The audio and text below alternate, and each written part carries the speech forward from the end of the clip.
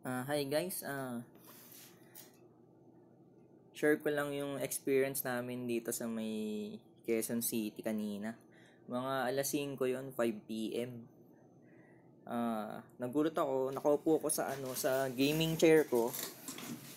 Kala ko, kala ko may multo kasi gumagalaw siya sideways.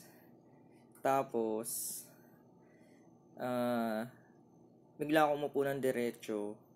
Then ramdaman ko ulit yung parang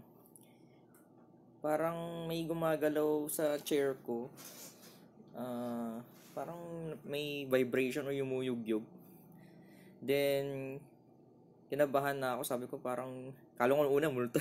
Pero, chinek ko, naglagay ako ng, meron kasi dito ang bote ng pabango. Tinry ko, nilagay ko dito sa side. Yun, medyo gumagalaw nga siya.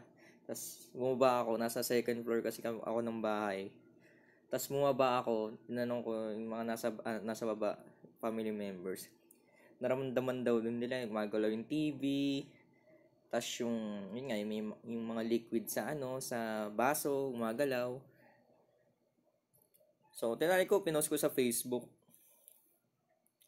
Sabi ko nga, baka dumadating na yung mga White Walkers tsaka yung mga hinihinging elepante ni Cersei sa Game of Thrones.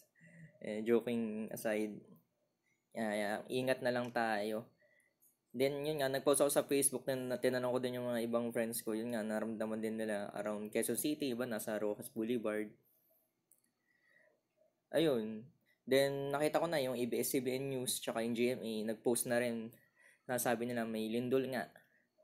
Confirmed. Ang first basa ko doon sa news, Zambales, yung pinaka-center, yung epicenter ng earthquake.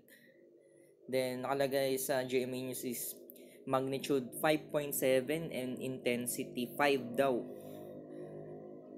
So, ingat na lang tayo sa mga aftershock tsaka yung mga may balak ituloy or magko-commute na magbakasyon.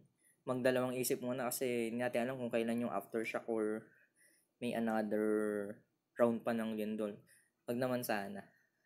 So, be safe everyone guys. Ingat na tayo. Thank you.